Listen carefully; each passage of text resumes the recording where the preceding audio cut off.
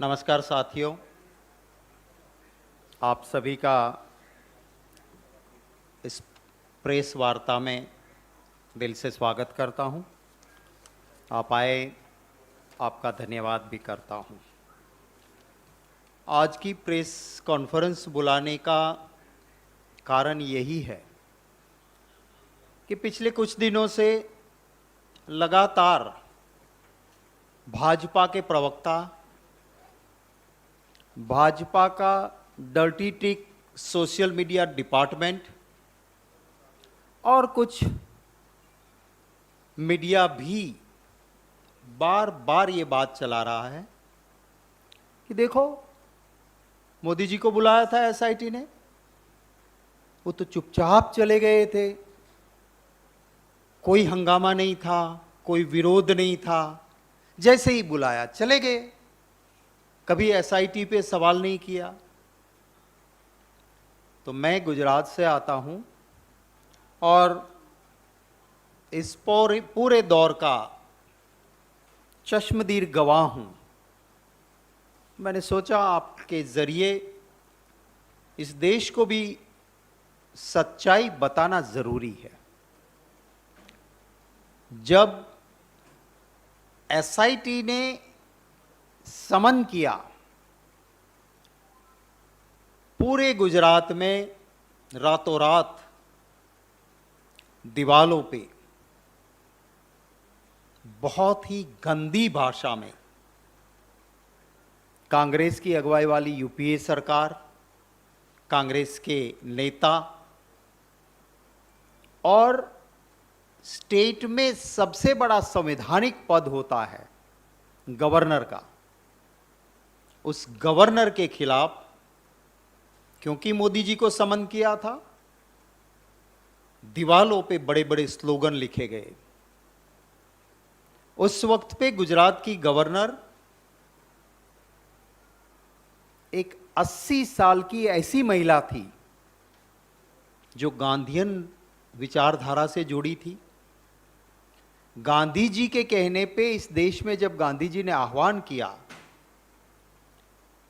कि छात्र भी आजादी की लड़ाई में जुड़े, तो ये गुजरात की उस वक्त की गवर्नर साहिबा ने छात्रा होते हुए छात्रों की सेना बनाई अंग्रेजों के खिलाफ लड़ने के लिए और उसकी अगुवाई की थी। और उस गवर्नर का मोदी जी को बुलाने में या एसआईटी में कोई रोल नहीं था, फिर भी पूरे गुजरात में लिखा गया गवर्नर चोर है। बड़े बड़े स्लोगन्स, अगर आपके किसी के पास आर्काइव होगा तो पुरानी वीडियो या फोटोज निकालोगे, आपको भी वो मिल जाएगा। आपने सबने सुना कि मोदी जी तो तुरंत चले गए थे, एसआईटी का विरोध ही नहीं किया। मैं आपको याद दिलाना चाहता हूं कि उस वक्त पे जब एसआईटी बुलाना चाहती थी, मोदी जी को समन्स आया तो उसके खिलाफ उस वक्त के बीजेपी के एमएलए कालू मालीवाड़ वो हाईकोर्ट में गए और उसने कहा एसआईटी को किसी को भी समन करने का अधिकार नहीं है। वो खुद भी उसमें से एक एक्यूज थे और उसने कहा कि हमें विटनेसेस हो या एफआईआर में या एक्यूज की पिटीशन में नाम हो, उसे एसआईटी बुला नहीं सकती है। हाईकोर्ट ने उसकी पिटीशन खारिज कर दी। एसआईटी में नहीं जाना था मोदी जी को। हाईकोर्ट के ऑर्डर के खिलाफ सुप्रीम कोर्ट में चले आए और सुप्रीम कोर्ट में मोदी जी के वकीलों ने बहुत वकालत की। सुप्रीम कोर्ट से कोई रिलीफ नहीं मिली। उस पिटीशन में गवर्नमेंट ऑफ गुजरात ने एक एफिडेविट फाइल की। समन गुजरात के चीफ मिनिस्टर को किया था और जिस गवर्नमेंट को हेड करते थे उस मोदी जी की सरकार ने एक एफिडेविट फाइल की कोर्ट के सामने, हायर जुडिशरी के सामने, और उसमें लिखा कि SIT has no powers to call any person, SIT को किसी को समन करने का अधिकार नहीं है। पर हाईकोर्ट ने भी जब कोई रिलीफ नहीं दी, पिटीशन खारिज कर दी और सुप्रीम कोर्ट से भी कोई राहत ना मिली, तब जाके मोदी जी एसआईटी में पेश हुए। और जैसा मैंने कहा कि एसआईटी में पेशी हुई तो गुजरात में दीवालों पे स्लोगन लिखे। मोदी जी चाहते थे कि उनके समर्थन में पूरे देश में भाजपा निकले। भाजपा के ही एक फॉर्मर चीफ मिनिस्टर गुजरात के थे, उन्होंने मुझे बताया था कि देश का कोई भी बीजेपी का नेता इसके समर्थन में खुल के नहीं निकलेगा, क्योंकि अटल बिहारी वाजपेयी जी ने कहा था राजधर्म निभाओ, इसने नहीं निभाया है। और हमारी भाजपा की लीडरशिप कहती है कि कानून कानून का काम करेगा। मोदी जी से भाजपा ने अपने आप को अलग कर लिया था, क्योंकि कोई छोटा मोटा किस्सा नहीं था, बहुत सारे मर्डर्स के कॉन्स्पिरेटर के तौर पे एसआईटी ने बुलाया था। एक और बात कुछ लोग चलाते हैं कि ये क्या हो गया, मोदी जी आज कांग्रेस के नेता को बुलाते हैं, कांग्रेस के नेता थे तो उन्होंने भी मोदी जी को या अमित शाह को बुलाया था। मैं याद दिलाना चाहता हूं कि कांग्रेस ने अपनी अगुवाई वाली यूपीए सरकार से किसी भी सेंट्रल एजेंसी से ना अमित शाह को ना मोदी को कोई समन्स भेजा था। कांग्रेस का कोई डिसीजन उस सरकार का नहीं था। सरकार ने किसी एजेंसी को नहीं कहा था कि तुम ये करो। ये डिसीजन ऑनरेबल सुप्रीम कोर्ट का था कि एसआईटी बनेगी और एसआईटी जांच करेगी। कांग्रेस की अगुवाई वाली सरकार ने अपनी किसी भी एजेंसी के जरिए अमित शाह को या मोदी को समन नहीं भेजा था। गुजरात हाईकोर्ट ने एक एसआईटी बनाई थी जिसमें अमित शाह की सारी हकीकत बाहर निकाली, वो भी हाईकोर्ट की बनाई हुई एसआईटी थी। और मोदी जी को जिसने समन्स किया उस कांग्रेस की अगुवाई वाली सरकार की किसी एजेंसी के जरिए कांग्रेस ने नहीं किया था, सुप्रीम कोर्ट की बनाई हुई एसआईटी ने इनको बुलाया था। ये सच है और दूसरी तरफ झूठ के पुलंदे बांधे जा रहे हैं। और दोनों केस में बहुत बड़ा फर्क है। एक सुप्रीम कोर्ट की बनाई एसआईटी बहुत सारे मर्डर के केस में एक एक्यूज्ड को समन करती थी उस वक्त, और यहां पे सेंट्रल गवर्नमेंट के इशारे पे जिस ईडी ने पहले इस केस को जांच लिया और क्लोज किया, इसी एलिगेशन को इलेक्शन कमीशन ने खारिज किया। इसी एलिगेशन को लेके कोर्ट में गए और अगर कोई सीरियसनेस होती तो कोर्ट, जिसमें बेल भी नहीं मिलता, कोर्ट में मैटर पेंडिंग है, पहले ईडी ने इसको देख लिया था, तो अब दोबारा ईडी उसी मैटर को पॉलिटिकल वेंडेटा के तरह उठा रही है।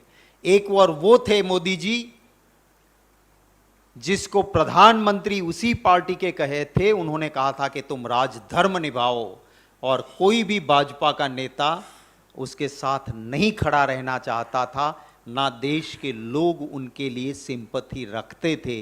दूसरी ओर एक फॉल्स एलिगेशन, पॉलिटिकल वेंडेटा, जहां कोर्ट का कोई रोल नहीं, एक एजेंसी को पॉलिटिकल प्रेशर के दौरान करके, जहां कोई गुनाह नहीं, वहां एक बार केस देख लेने के बाद दोबारा पॉलिटिकल वेंडेटा के तहत बुलाते हैं, जिनके साथ पूरी कांग्रेस पार्टी खड़ी रहती है, देश के लोगों की सिंपैथी है, पब्लिक खुद जानती है। तो ये दोनों के बीच का जो एक गलत तरीके से पिक्चर बनाया जाता था, तब उस वक्त पे मैंने आपके सामने कुछ तथ्य यहाँ रखे हैं। और एक दूसरा भी आपको बता दूं कि कल हमने पूरे देश में ये political vendetta, misuse of government agency, misuse of power, गुनाह ही नहीं है, फिर भी जिस तरह से परेशानियां की जा रही है उसके विरोध में जहां जहां भी महात्मा गांधी जी का कोई प्रतिमा, कोई स्मारक, कोई जगह होगी, वहां कल पूरे देश में कांग्रेसी धरना देंगे। दिल्ली में हमने तय किया था कि हम शांतिपूर्ण धरना देंगे, राजघाट जाएंगे, सारे एमपीज, सीडब्ल्यूसी मेंबर्स और लीडर्स राजघाट पे धरना देंगे, शांतिपूर्ण धरना होगा, हमारा सत्याग्रह होगा। फ्राइडे को हमने तय किया, बता दिया था पुलिस को, शुक्रवार को फ्राइडे गया, सैटरडे गया, संडे गया, हमको कहा गया कि राजघाट हम परमिशन देंगे। आज सुबह कहा कि नहीं, प्रेसिडेंट ऑफ इंडिया की विजिट है, उसके बाद देखेंगे। बाद में कहा कि राजघाट पे आपको परमिशन नहीं देंगे। तो ये पुलिस चाहती है कि कोई ना कोई तरह से लोग परेशान हो, दिल्ली के लोग परेशान हो। फिर कहा गया कि नहीं, आपको राजघाट जहां धरना होता है वहां नहीं, अंदर चले जाना, राजघाट के अंदर। हमने कहा ठीक है, राजघाट के अंदर बैठेंगे। तो कहा राजघाट के अंदर जाओगे पर मीडिया नहीं आने देंगे। माने आप लोगों से पता नहीं कौन सी दुश्मनी है, मीडिया नहीं होगा, टेंट लगाने की परमिशन हम नहीं देंगे, वो सेंट्रल गवर्नमेंट का है, आप जानते हो अभी वेदर, तो टेंट नहीं होगा। तीसरा कहा माइक नहीं होगा। चौथा कहा बसेस से लोग नहीं आएंगे। माने एक तरीके से राजघाट पे भी महात्मा गांधी जी की समाधि पे बैठने का भी कांग्रेस को अधिकार नहीं है। ये क्या करना चाहते हैं लोकतंत्र में। हम एमपीज कल पार्लियामेंट और पार्लियामेंट के बाहर जरूर इसका विरोध करेंगे। हम हमारा धरना का प्रोग्राम जरूर देंगे। हम शांतिपूर्ण सत्याग्रह में मानते हैं। आज आप सभी ने देखा होगा कि इसी दिल्ली में बीजेपी के लोग धरना भी दे सकते हैं, पूरा रास्ता डाइवर्ट किया जाता है, क्योंकि बीजेपी का एजिटेशनल प्रोग्राम चल रहा है, वहां माइक लगता है, भाषण भी होता है, स्लोगन भी होता है, वहां 144 नहीं लगती है। बैरिकेड से कूद के बीजेपी का कोई बंदा उस ओर जाता है तो पहली गोद के बेटे को जैसे बाप संभाल के ले लेता है, उसी तरह से उसको नीचे उतारा जाता है। मैंने टीवी में ही देखा, आपने भी देखा होगा। ये तो ये लोकतंत्र है। मैं दिल्ली पुलिस को भी कहना चाहता हूं कि आप किसी रंगा बिल्ला के सर्वेंट नहीं हो, आप पब्लिक सर्वेंट हो। जनता जो टैक्स भरती है उससे आपको तनख्वाह मिलती है। आपका सीआर माने कॉन्फिडेंशियल रिपोर्ट सिर्फ सरकार के रजिस्टर में नहीं, ऊपर वाले के रजिस्टर में भी लिखा जाता है। इसको याद रखिए, कम से कम उनका डर रखिए। ये रवैया ठीक नहीं है, पर मैं समझ सकता हूं कि एक अत्याचारी शासक जैसे शासन चलाता है वैसे गुजरात में चला है, और वही मॉडल आज दिल्ली में चलता है, जहां सोल्जर अच्छा है पर सेनापति अत्याचारी है, तो सोल्जर के पास वही करवाता है जो जायज नहीं है। तो ये मैंने स्यो मोटो 2 बातें रखी हैं। इसके ऊपर कोई भी आपका सवाल होगा तो उन सवालों का स्वागत रहेगा। सर, आपने कहा कि पार्लियामेंट के अंदर और पार्लियामेंट के बाहर आप लोग प्रदर्शन करेंगे, तो क्या इस तरह से आप लोगों ने पहले कांग्रेस मुख्यालय के सामने प्रदर्शन किया, वो नहीं होगा या सिर्फ पार्लियामेंट का ही आप लोगों का? देखिए, पुलिस के ऊपर निर्भर करता है। हम शांतिपूर्ण सत्याग्रह देना चाहते हैं। अगर पुलिस शांतिपूर्ण सत्याग्रह नहीं देने देगी तो दिल्ली का कार्यकर्ता मेरे दफ्तर आते हुए जहां रोका जाएगा वहां सत्याग्रह करेगा। मेरा नेता जहां उसे रोका जाएगा वहां सत्याग्रह करेगा, वहीं रुकेगा और वहीं पे जो भी होगा उसके लिए जिम्मेवार भाजपा और दिल्ली पुलिस रहेगी।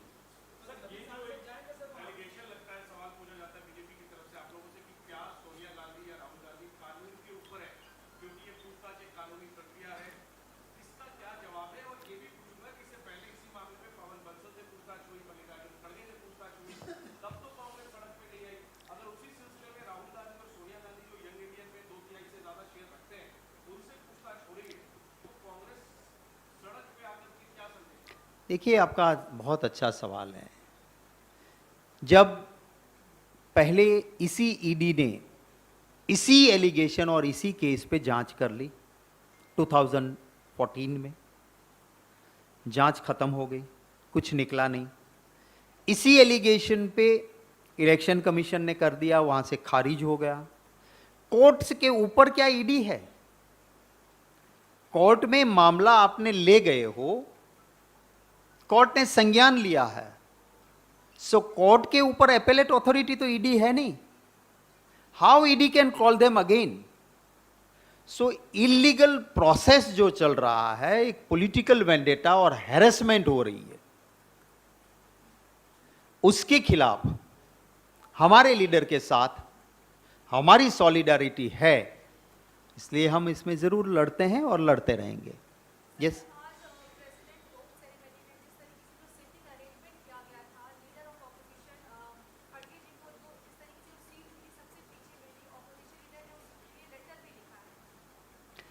देखिए, ऑल लाइक माइंडेड पार्टीज ने लेटर लिखा है, कांग्रेस ने नहीं, क्योंकि ये इंसल्ट पार्लियामेंट का, पार्लियामेंट्री प्रोसीजर का, डेमोक्रेसी की सिस्टम का और इस देश की जनता का अपमान है। आज तक की परंपराएं रही हैं, राज्यसभा में हमारी स्ट्रेंथ भी जो मिनिमम स्ट्रेंथ होनी चाहिए ऑफिशियल लीडर ऑपोजिशन को, उससे ज्यादा है। इसलिए जो खत लिखा गया है उसमें all like minded parties have signed, सभी ने साइन किया है। यूपीए के अलावा भी पार्टीज है, उन्होंने भी इसमें साइन किया है कि ये गलत हो रहा है। और इस तरह से वो अपमान कांग्रेस पार्टी के लीडर का या खरगे साहब का नहीं, इस देश के लोकतंत्र का अपमान है और इसीलिए सबने लिखा है।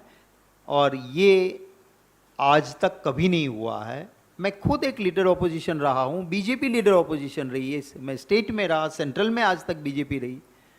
मान और सम्मान लोकतंत्र में लीडर ऑफ ऑपोजिशन का जितना प्राइम मिनिस्टर का होता है, जब when you go to the parliament और इन द असेंबली, जो स्थान रूलिंग पार्टी के नेता का होता है वही स्थान, उसी की बराबरी लीडर ऑफ ऑपोजिशन की, ये लोकतंत्र का बेसिक प्रिंसिपल है। और इसीलिए जब भी ऐसा मौका आता है तो अगर कहीं स्पीकर बैठता है तो एक साइड पे रूलिंग पार्टी का लीडर बैठा तो दूसरी साइड पे लीडर ऑफ ऑपोजिशन बैठता है। ये परंपरा है और मैं धन्यवाद करता हूं कि इस देश के लोकतंत्र को बचाने के लिए यूपीए की पार्टीज तो है, पर यूपीए में नहीं है ऐसी पॉलिटिकल पार्टीज ने भी इस बात का विरोध किया है और खत को साइन किया है। Thank you very much. Thank you. महंगाई और जीएसटी के मुद्दे को लेकर सत्ता पक्ष और विपक्ष में गतिरोध कायम है और वर्तमान सत्र की बात में लोकसभा में सिर्फ 16% और राज्यसभा में 27% काम हुआ देखिए, बीजेपी जब पावर में थी तब बार बार ये कहते थे कि हाउस के चलाने का जिम्मा ऑपोजिशन पे नहीं है, वो रूलिंग पार्टी पे है। सुषमा स्वराज जी हो, अरुण जेटली जी हो, एक बार वाजपेयी जी ने भी कहा था कि ऑपोजिशन के पास जनता की आवाज उठाने के वक्त अपनी बात मनवाने के लिए ऑपोजिशन के पास स्ट्रेंथ नहीं होती है, उसके पास एक ही शस्त्र होता है और वो होता है हाउस नहीं चलने दो, डिस्टर्ब द हाउस। और जब भाजपा विरोधी दल में थी तब अरुण जेटली जी के, सुषमा जी के बार बार, मैं आपको कहूँगे तो डेट वाइज दूंगा, ये स्टेटमेंट थे कि ये ऑपोजिशन का शस्त्र है और ऑपोजिशन को इसे बार बार उठाना चाहिए और सरकार की जिम्मेवारी है कि ऑपोजिशन की बात माने, उसकी बात माने और हाउस चले। आज हम वही कहते हैं। हम क्या चाहते हैं कि 267 के तहत बहस हो। 267 के तहत बहस इसलिए हम चाहते हैं कि जहां पे सारा काम रोका जाता है, प्रायोरिटी दी जाती है, और जब ये काम चलता है 267 के तहत तो उसमें पूर्णतः अवकाश मिलता है, फुल अपॉर्चुनिटी मिलती है हमारी बात रखने की। अगर वो 173 के तहत या दूसरी तरह से करे तो उसमें तो मंत्री भाषण देगा, ज्ञान बांटेगा और हमसे कहेगा 2-2 मिनट में सवाल पूछ लो। वो बहस नहीं है, इसलिए हम उनकी बात नहीं मानते हैं कि भाई नहीं, not under any other rule but discuss under 267। 2017 से आज तक का इतिहास देख लो आप। 267 के तहत राज्यसभा में या लोकसभा में एक बार भी बहस इनके होते हुए नहीं हुई है। फिर 267 का मतलब क्या है? तो हम चाहते हैं कि इस देश में महंगाई की मार इतनी कड़ी थी, लोग उम्मीद करते हैं कि कुछ रिलीफ मिलेगी, कुछ राहत देंगे, उसकी जगह जीएसटी का मार मारा है, रोजगार है नहीं, जीएसटी से ऊपर आपने बढ़ा के कैसे कैसे हथगंडे किए हैं, जिसको आप मुरमुरे को क्या कहते हैं अपने आप के, हाँ हमारे वहाँ ममरा कहते हैं गुजराती में, आप मुरमुरे भी कहते हैं। वो राइस को फ्राइड करके जो बनाते हैं, अब इन्होंने क्या कर दिया कि 20 केजी के ऊपर होगा तो उसके ऊपर जीएसटी नहीं है, वो फ्री में है। अब 1 किलो का पैकेट मुरमुरा का बनाओ तो इतना बड़ा होता है, कभी उसका पैकिंग 20 केजी का होता ही नहीं है। 20 केजी का पैकिंग हो ही नहीं सकता है, इतना बड़ा एक कमरे जैसा हो जाएगा 20 केजी। तो ये लोगों को इस तरह से गुमराह करने की कोशिश करते हैं। हम चाहते हैं कि इसकी यहीं पे चर्चा होनी चाहिए। अब छाछ कौन पीता है? एक आम नागरिक। 0 से सीधा टैक्स आपके ऊपर बढ़ा दिया, आपने स्मशान तक को नहीं छोड़ा। हम ये बातें महंगाई की चर्चा करना चाहते हैं और वो 267 के तहत मांगते हैं। वो आज मान ले, कल से हाउस चलेगा, हमारी कोई जिद नहीं है। दूसरे मुद्दे, हम दूसरे इश्यू के ऊपर सारी लाइक माइंडेड पार्टीज कहती कि पहले 267 के तहत ये करो, बाकी के मुद्दे आप जब भी हमें मौका मिलेंगे। हमारा अग्निपथ भी मुद्दा है, रोजगार भी मुद्दा है, हमारे और इश्यूज भी है, सभी पार्टीज के हैं, पर सबके लिए हम नहीं कह रहे। हम कहते हैं महंगाई 267 के तहत चर्चा करो, यही डिमांड है। Thank you. हो गया, बैठते हैं, डीब्रीफिंग में कर देते हैं।